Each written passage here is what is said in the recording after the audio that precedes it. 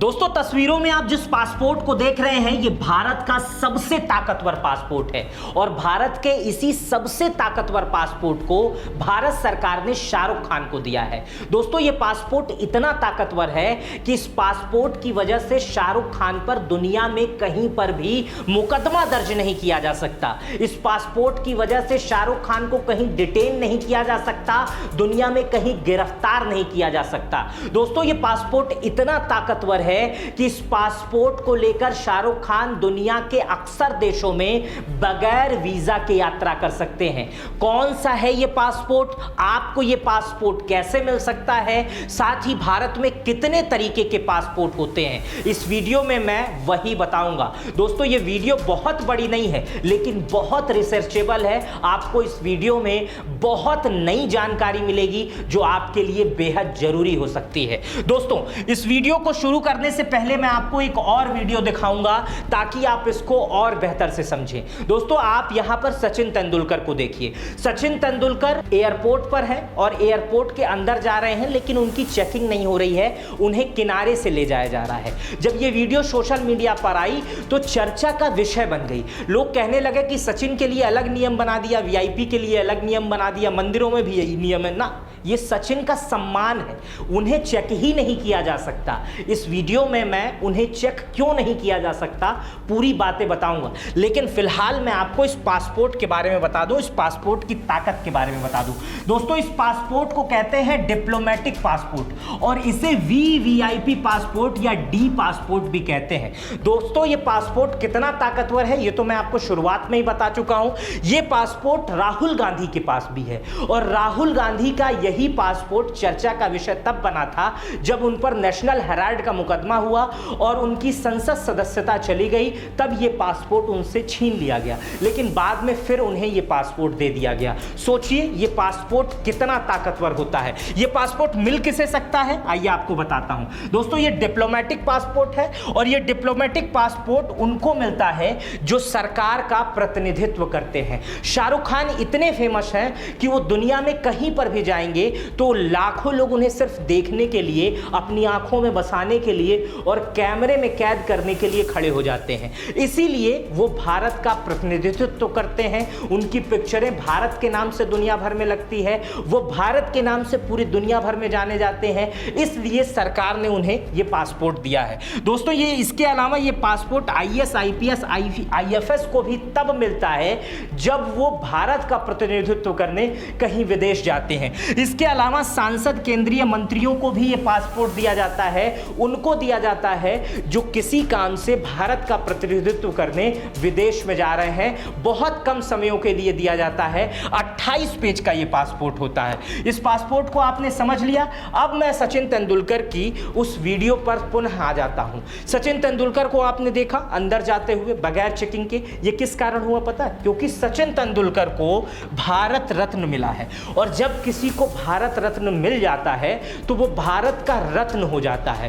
भारत उसे सम्मान देता है, इसलिए उसकी चेकिंग भारत में कहीं पर भी नहीं की जा सकती है और उसे भी डिप्लोमेट पासपोर्ट जीवन भर के लिए दे दिया जाता है। इस कारण सचिन तेंदुलकर पूरी दुनिया में कहीं पर भी जाएंगे तो उनका उसी तरीके से सम्मान किया जाएगा। सचिन तेंदुलकर अगर भारत के किसी राज्य में जाएंगे तो उन्हें स्टेट गेस्ट का दर्जा मिलेगा, उन्हें रहने की व्यवस्था, प्रोटोकॉल की व्यवस्था सब कुछ मिलेगी। सचिन तेंदुलकर किसी भी कार्यक्रम में जाएंगे उन्हें आगे जगह मिलेगी और वीवीआईपी वो रहेंगे। आप ये समझ चुके।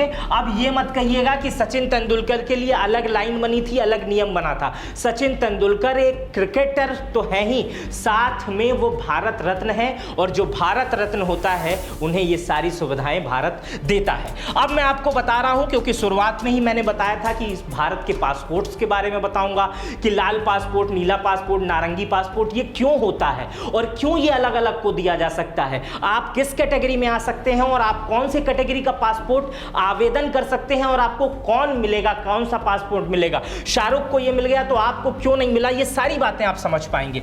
लेकिन उससे पहले आपको भारत की रैंकिंग को समझना पड़ेगा। दोस्तों रैंकिंग के मामले में भारतीय पासपोर्ट की हेनले पासपोर्ट इंडेक्स की रैंकिंग में 85वां स्थान है, 85 रैंक पर है। 2024 में ये 80 पर था। 2026 के अभी आंकड़े आए नहीं हैं, जब आएंगे तो बहुत सारे देशों में बदलाव होगा, क्योंकि युद्ध चल रहा है। यूएई का पासपोर्ट जो बहुत बढ़िया था, उसकी स्थिति बहुत खराब होने वाली है। अभी जो रैंकिंग है फिलहाल, जो अभी इंडेक्स की रैंकिंग आई नहीं है, लेकिन अभी की रैंकिंग के अनुसार भारत की स्थिति 50वें नंबर पर है। मुझे लगता है कि जब ये नई वाली इंडेक्स आएगी तो इसमें भारत की रैंकिंग अच्छी होगी। और ये रैंकिंग देता है international air transport association, IATA।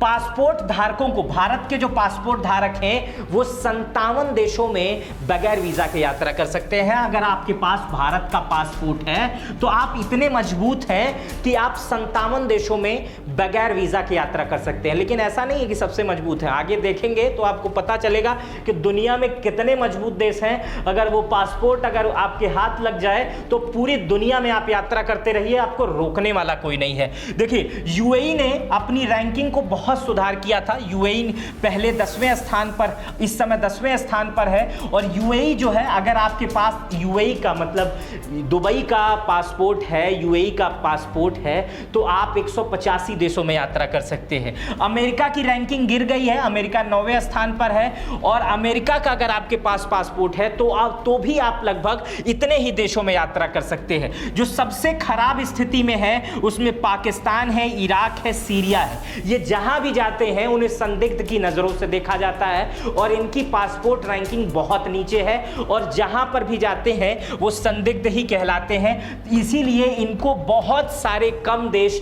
कहते हैं कि आप हमारे वहां आओ। हालांकि ये जब वीजा मांगते हैं तो इनको वीजा दिया जाता है, लेकिन वो देश भी बड़ा सोच समझ के जांच के बुलाता है। अब ये दो देशों के पावर बता दे रहा हूं कि दुनिया में हमारे देश की पावर सिर्फ 57 देशों की है, लेकिन और देश हैं उनकी पावर देख लीजिए दोस्तों। अगर आपके पास सिंगापुर का पासपोर्ट है तो दुनिया के सभी देश, लगभग 195 देश में आप बगैर वीजा की यात्रा कर सकते हैं, ऑन अराइवल वीजा ले सकते हैं। इतना मजबूत है सिंगापुर का पासपोर्ट। जापान का पासपोर्ट है 193 देश, 193 देश की यात्रा आप बगैर वीजा के कर सकते हैं, ऑन अराइवल ले सकते हैं। France, Germany, Italy, Spain, Finland, दक्षिण कोरिया के पास भी 192 देश का प्रोटोकॉल है कि 192 देश की यात्रा बगैर वीजा के कर सकते हैं। हमारे पास सिर्फ 57 देश हैं। ऑस्ट्रिया, डेनमार्क, आयरलैंड और नीदरलैंड, स्वीडन, नॉर्वे भी ऐसे देश हैं जो 191 देशों की यात्रा कर सकते हैं। बेल्जियम, न्यूजीलैंड, पुर्तगाल, स्विट्जरलैंड,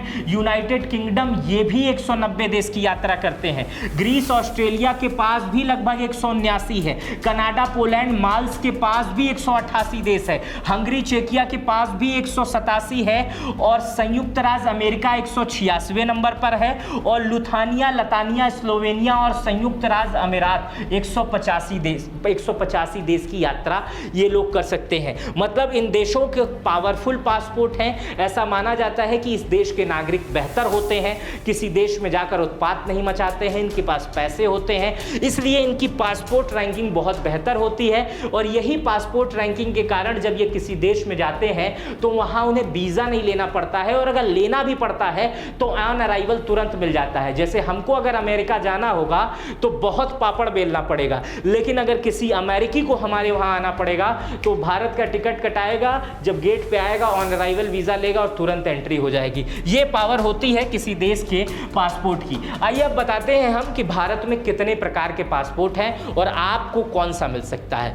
दोस्तों, अगर आप रेलवे में नौकरी करते हैं, बड़े पद पे हैं, आईएएस हैं, आईपीएस हैं, और आपका संस्थान किसी देश में आपको भेजता है उसको प्रेजेंट करने के लिए, तो लाल वाला शाहरुख वाला पासपोर्ट नहीं मिलता है, ये सफेद वाला पासपोर्ट मिलता है। ये सफ़ेद पासपोर्ट होता है और ये नौकरी करने वालों को दिया जाता है जब कोई सरकारी व्यक्ति कहीं पर जाता है, भारत को गवर्नमेंट को रिप्रेजेंट करता है ऑफिशियल रूप से, तो उसे जो है ये पासपोर्ट सफ़ेद पासपोर्ट दिया जाता है। अक्सर ये 6 महीना या 1 साल के लिए वैध होता है। अक्सर ये उतने ही दिन के लिए वैध होता है जितने दिन की यात्रा होती है। इस पासपोर्ट को भी डिप्लोमेट की हल्की फुल्की श्रेणी में रखा जाता है। इस पासपोर्ट पे भी सम्मान मिलता है और ये पासपोर्ट काले नीले वाले पासपोर्ट से पावरफुल होता है। अब दूसरा पासपोर्ट जो हमारे और आपके सबके पास लगभग यही पासपोर्ट होगा। इस पासपोर्ट के अलावा अगर आपके पास किसी दूसरे कलर का पासपोर्ट है या किसी और पासपोर्ट को आप जानते हैं दूसरे कलर के, तो प्लीज नीचे कमेंट करिएगा, मैं भी जानूं कि देखूं कि मेरे जो दर्शक हैं उनके पास कौन कौन से कलर का पासपोर्ट है। ये नीला पासपोर्ट है, गहरे नीले रंग का होता है। इसी पासपोर्ट की वजह से हम पूरी दुनिया में खुद को रिप्रेजेंट कर पाते हैं। दुनिया में हमें कहीं भी जाना है तो इस पासपोर्ट को और उस देश के वीजा को लेना पड़ता है, और इस पासपोर्ट की सहायता से हम दुनिया में कहीं घूम सकते हैं। संयुक्त राज्य अमेरिका का भी पासपोर्ट नीले रंग का होता है, और नीला रंग अक्सर स्वतंत्रता और शांति का प्रतीक माना जाता है, इसलिए भारतीय पासपोर्ट जो है वो नीले रंग का है। और इसके बाद नंबर आता है नारंगी पासपोर्ट का। अब ये पासपोर्ट भी शायद आपने कभी देखा हो। दोस्तों, ये पासपोर्ट अक्सर आप मजदूरों के हाथ में देखते होंगे, या उनके हाथ में ये पासपोर्ट दिया जाता है जो कम पढ़े लिखे होते हैं, क्योंकि जब विदेश जाते हैं तो इमिग्रेशन पे बहुत सारे सवाल पूछे जाते हैं जो अंग्रेजी में पूछे जाते हैं। बहुत सारी फॉर्मेलिटीज की जाती हैं जिसमें लिखना पढ़ना होता है। लेकिन अगर जिसके हाथ में ऑरेंज पासपोर्ट होता है, जैसे भारत के बहुत सारे लोग सऊदी अरब में जाते हैं, ओमान में जाते हैं, कुवैत में जाते हैं, मजदूरी करने जाते हैं, उन्हें यह पासपोर्ट दिया जाता है, जिससे भारत सरकार ये पहले ही बता देती है कि भाई देखो ये मजदूरी करने गया है, ये कम पढ़ा लिखा है, तो इसके साथ आपको एक व्यक्ति देना पड़ेगा जो इसके फॉर्म को फिल कर सके और इस आगे की कार्रवाई कर सके। इस पासपोर्ट को बोलते हैं ईसीआर कैटेगरी का पासपोर्ट। अगर आप 10वीं पास हैं, 10वीं से अधिक पास नहीं है, और आपको विदेश जाना है तो आपको यही पासपोर्ट दिया जाता है, और यह पासपोर्ट जारी करता है पासपोर्ट का विभाग। और यह पासपोर्ट कम पढ़े नागरिकों को इसलिए दिया जाता है ताकि उनकी विदेश में रक्षा हो सके। मुझे लगता है कि मैंने आपको सभी पासपोर्ट के बारे में बता दिया है और बेहतर तरीके से बताया है, और यह भी बताया है कि शाहरुख खान को आखिर भारत सरकार ने यह पासपोर्ट क्यों दिया, यह पासपोर्ट देने का क्या कारण था। क्योंकि शाहरुख खान एक बहुत बड़ी सेलिब्रिटी हैं, वो जहां जाते हैं लाखों लोग उनके साथ हो जाते हैं। यह वीडियो आपको कैसी लगी मुझे कमेंट बॉक्स में बताइएगा। अपना बेहद ख्याल रखिएगा। चैनल पे नए हैं तो सब्सक्राइब कर बेल आइकन दबा दीजिएगा। बहुत बहुत धन्यवाद।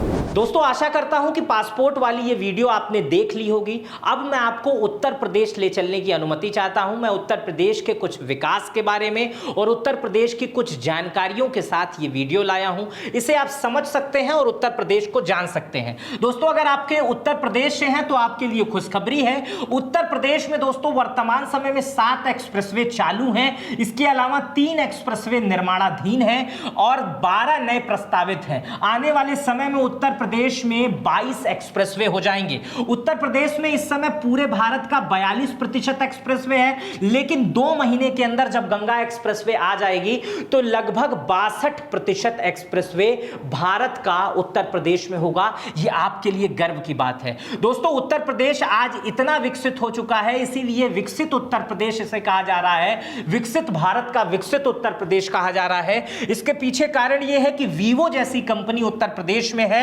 और नोएडा में है, जिससे लाखों लोगों को नौकरी मिल रही है और मेक इन इंडिया को बल मिल रहा है। सैमसंग जैसी कंपनी दुनिया का सबसे बड़ा मोबाइल निर्माण यहीं पर कर रही है। मोबाइल निर्माण प्लांट दुनिया का सबसे बड़ा नोएडा में लगाया है, जिससे लाखों लोगों को नौकरी मिली है।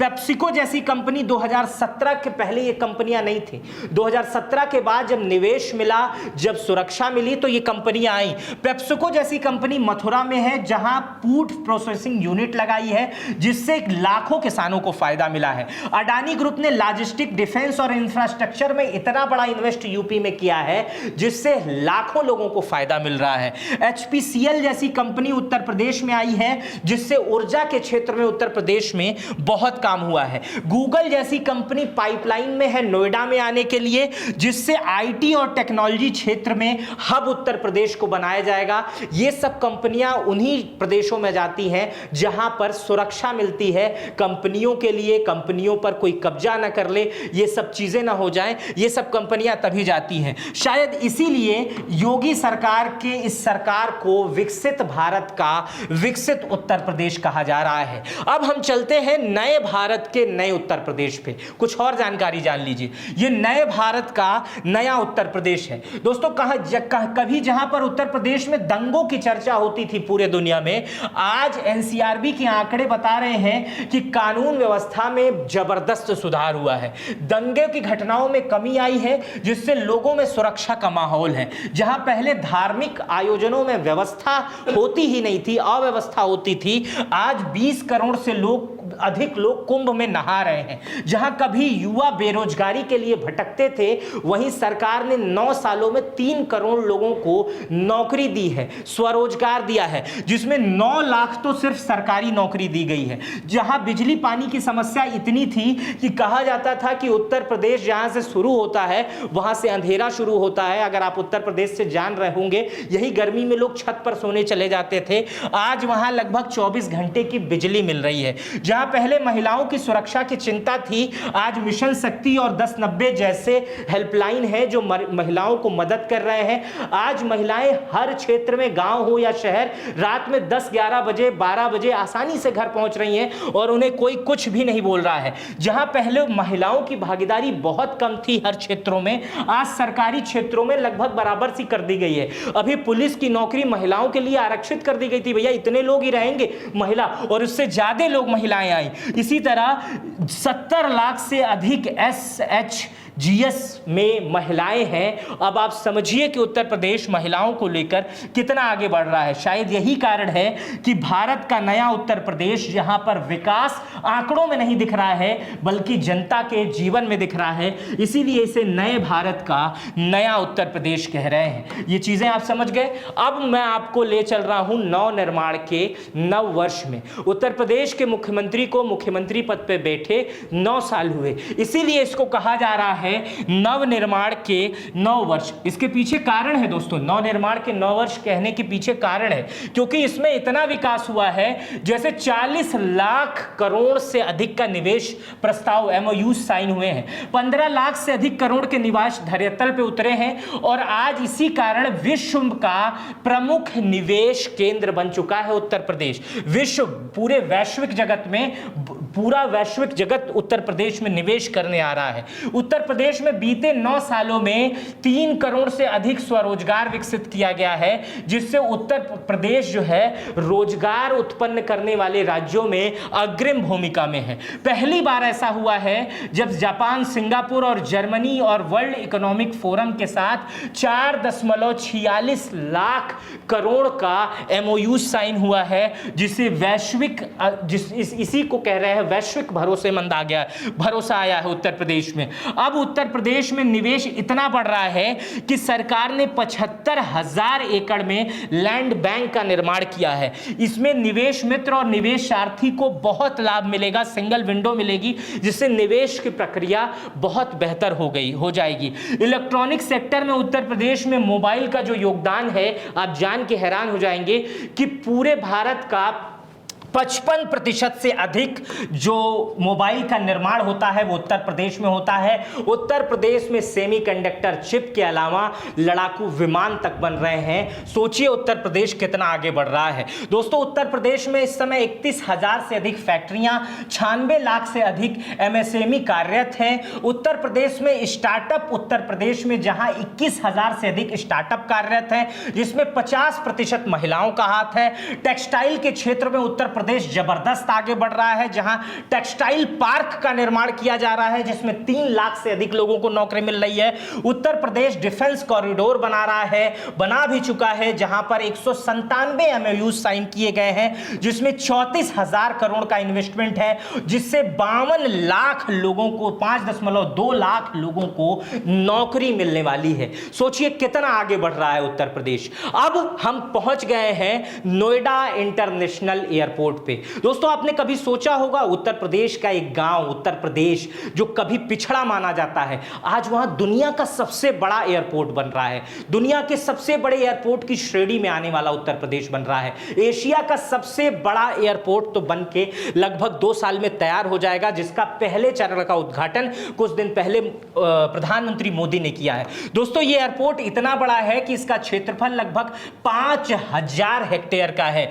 दोस्तों इस एयरपोर्ट में हर 2 मिनट पर एक फ्लाइट लैंड करेगी, यानी 1 घंटे में 30 फ्लाइट। दोस्तों जब यह पूरा निर्माण हो जाएगा तो सोचिए, अंदाजा लगाइए कितनी फ्लाइट लैंड करेगी। दोस्तों इस साल का जो लक्ष्य रखा गया है, जो पहले फेज का है, उसमें 1 करोड़ से ज्यादा यात्री इसमें यात्रा कर पाएंगे, ऐसा लक्ष्य है। और 2.5 लाख मीट्रिक टन से ज्यादा ये कार्गो की ढुलाई करेगा। लेकिन जब इसके चारों चरण कंप्लीट हो जाएंगे, अभी पहला चरण कंप्लीट हुआ है, जब इसके चारों चरण कंप्लीट हो जाएंगे तो 1 साल में लगभग 7 करोड़ यात्री और 25 लाख मीट्रिक टन इसमें कार्गो सप्लाई किया जाएगा। इस एयरपोर्ट परिसर में आधुनिक वेयरहाउस, लॉजिस्टिक पार्क और मल्टी मॉडल ट्रांसपोर्ट हब विकसित किया जा रहा है, जो पहले एयरपोर्ट्स में नहीं हुआ करता था। विदेशों की नई टेक्नोलॉजी लाई जा रही है। यह पूरी तरह से पर्यावरण के अनुकूल बनाया जा रहा है, जिसमें solar energy, rain water harvesting और कार्बन न्यूट्रल रखने का लक्ष्य रखा गया है। पर्यावरण को ध्यान में रख के बनाया गया है। जिस तरह पूरे दुनिया में एयरपोर्ट बनते हैं, मतलब हम अब दुनिया से तुलना कर रहे हैं, उत्तर प्रदेश में रह के हम दुनिया की बड़ी बड़ी चीजें बना रहे हैं। इस चीज को आप अगर समझेंगे तो इससे इतना ज्यादा विकास होगा, इतना रोजगार आएगा कि नोएडा, ग्रेटर नोएडा, यमुना एक्सप्रेसवे औद्योगिक क्षेत्र बन जाएंगे और उस जगह पर लगातार इंफ्रास्ट्रक्चर बढ़ेगा और लगातार नए नए रोजगार विकसित होंगे, बहुत सारी चीजें विकसित होंगी। शायद इसी कारण नए भारत का नया उत्तर प्रदेश इसे कहा जा रहा है। और नोएडा इंटरनेशनल एयरपोर्ट जहां बनाया गया है, वहां पहले एक गांव था, लेकिन आज ये जेवर एयरपोर्ट, नोएडा इंटरनेशनल एयरपोर्ट पूरी दुनिया में फेमस हो रहा है। पूरी दुनिया के लोग यहां पर आएंगे और यहीं से आकर पूरे भारत में फैलेंगे और भारत को समझेंगे। मेरा नाम मित्र प्रकाश है। अभी तक जो मैंने बताया वो उत्तर प्रदेश के विकास के बारे में बताया, उत्तर प्रदेश सरकार के बारे में बताया। ये वीडियो आपको कैसी लगी मुझे कमेंट बॉक्स में बताइएगा। अपना बेहद ख्याल रखिएगा। बहुत बहुत शुक्रिया।